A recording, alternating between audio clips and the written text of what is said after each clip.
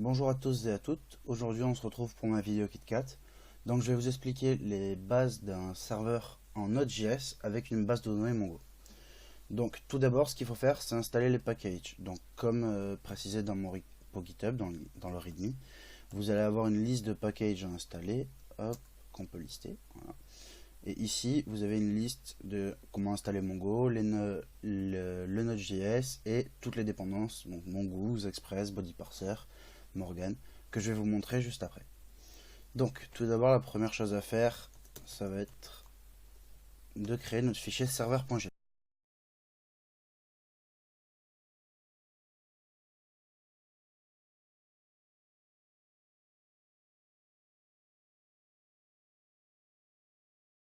Ensuite, je vais me connecter du coup à cette base de données. Donc, mongoose.connect. Donc là, mongodb, deux points, slash. Donc là, je mets le port de ma DB.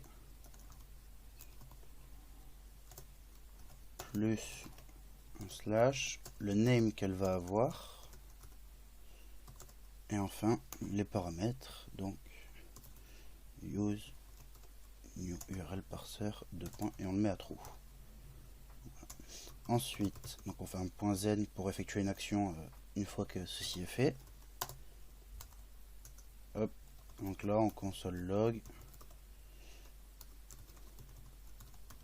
connected to MongoDB. Donc là en console log on est connecté. Ensuite ce qu'il va falloir faire, ça va être lancer notre serveur.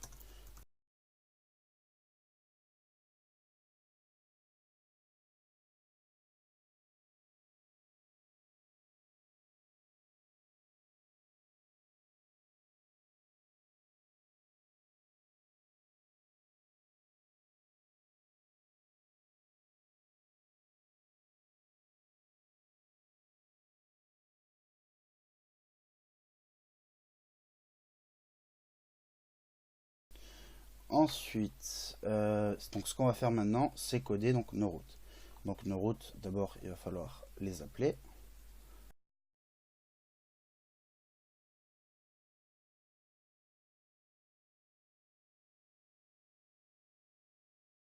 Donc, maintenant, on va coder user.js. Alors,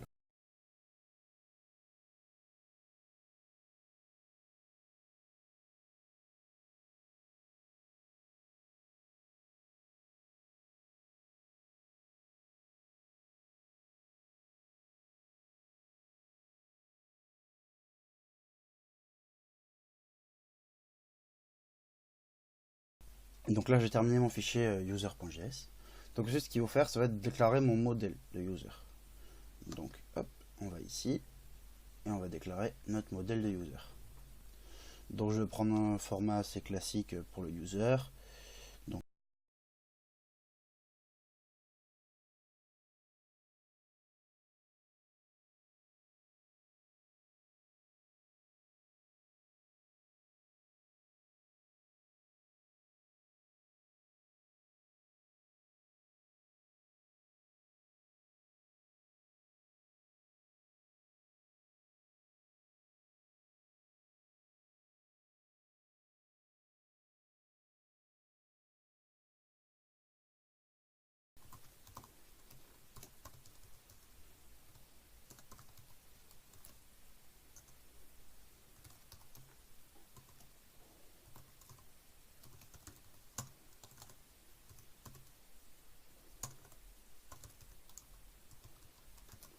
voilà.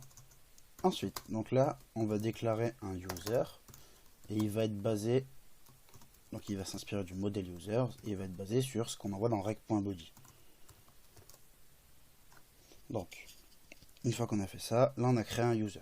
User a été créé dans ce fichier. Donc users.find, on va d'abord chercher si on n'a pas un duplicata, c'est-à-dire si on n'a pas deux personnes avec le même email. Donc on fait user.find1, ça nous permet de récupérer s'il existe une fois dans la base de données, rec.body.email. Voilà.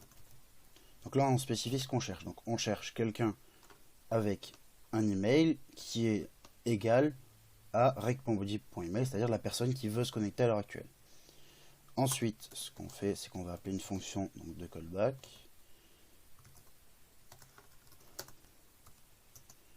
Donc, si on n'a pas d'erreur et que la réponse est différente de nul, c'est qu'il y a un souci. C'est-à-dire qu'on a trouvé un utilisateur qui a exactement le même mot de passe, le même email. Donc, on va return disant qu'il y a eu un souci. Rec.statut. Moi, je retourne 403.json. Enfin, on essaie de mettre un message explicite, user already exist, par exemple. Ensuite, si on est bon et qu'il n'y a pas eu de doublon, dans ce cas-là, on va sauvegarder l'utilisateur. Donc on fait user.save, et là c'est pareil, on y met une fonction avec un callback en paramètre.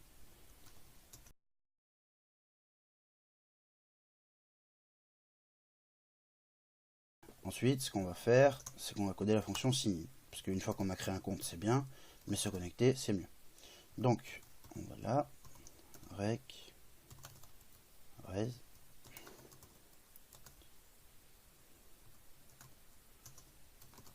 Alors, ce qu'on va faire, c'est du coup, pour ce login, c'est facile. On va chercher dans les users celui qui a un email qui correspond au mien. Donc, moi, en paramètre, je vais y envoyer par exemple mon email et mon mot de passe. Et lui, il va devoir me trouver.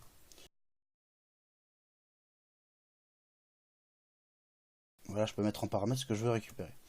Je vais vouloir récupérer donc son nom, son nom de famille, et ensuite son rôle. Et enfin, je mets la fonction de callback. Ok. Donc là, je mets ma fonction du coup de callback.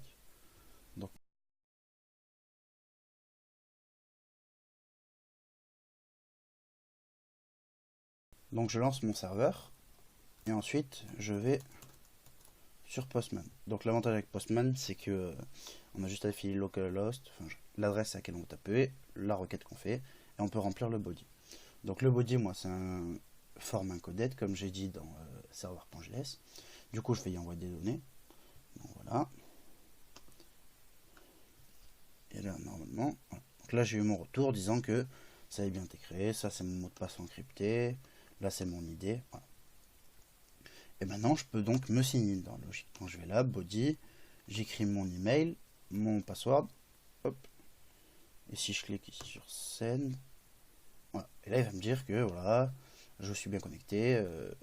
Je m'appelle Alexandre, bouge pas cher, et je suis rôle admin sur le truc. Ensuite, ce qu'on va faire, c'est qu'on va faire un truc pour lister du coup toutes les personnes inscrites.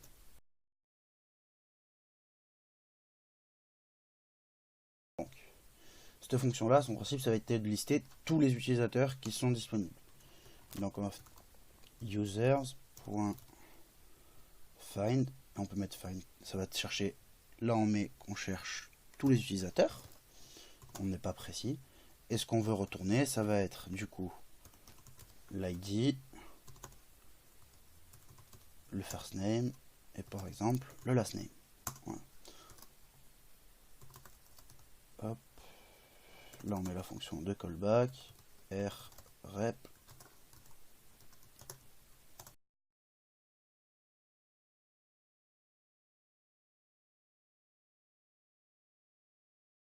Il faut redémarrer le serveur d'abord. Voilà, donc je redémarre le serveur.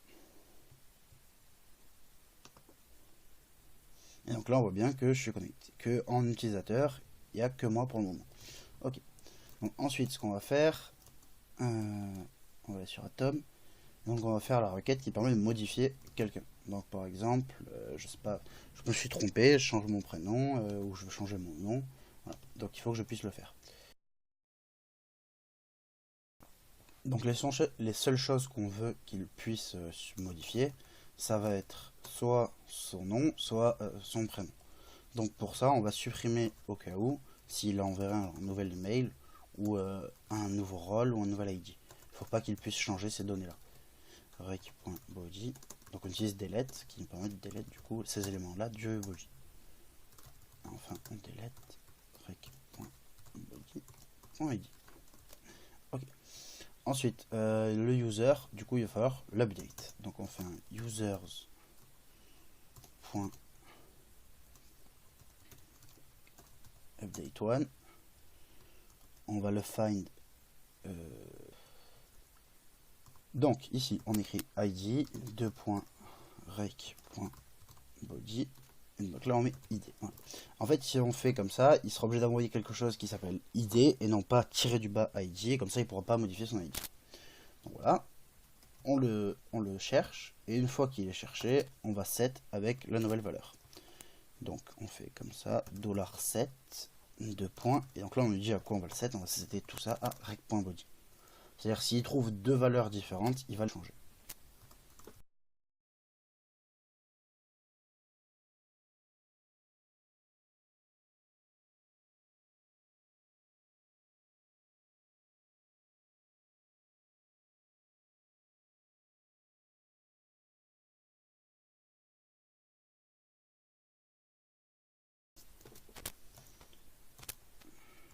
Hop, on va relancer le serveur.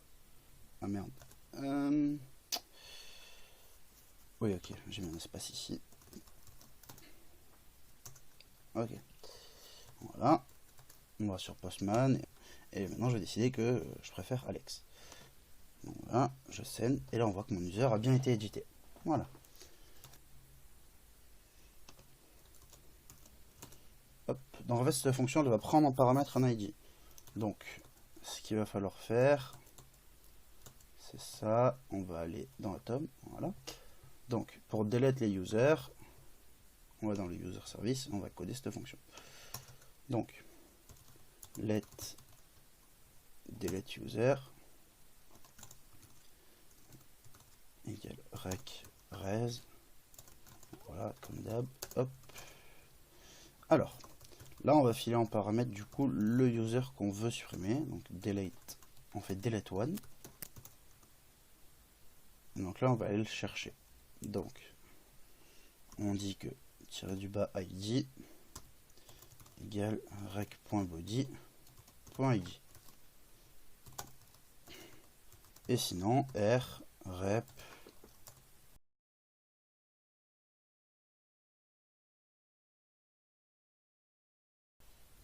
voilà. Je vais sur Postman. Je sonne ma requête. Et là, on voit qu'il y a une erreur. L'user, c'est pas delete. Parce que c'est pas rec.body, c'est rec.params.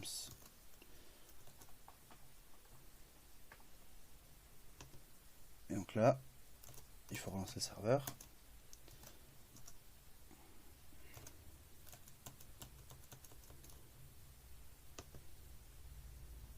Voilà, et donc là, l'user a bien été delete. Donc ensuite, ce qu'on peut faire, du coup maintenant, c'est rajouter par exemple la dernière route pour le serveur, c'est-à-dire quand la personne elle fait slash juste le serveur, ça nous affiche une phrase pour savoir où on est. Donc on va faire un truc très classique.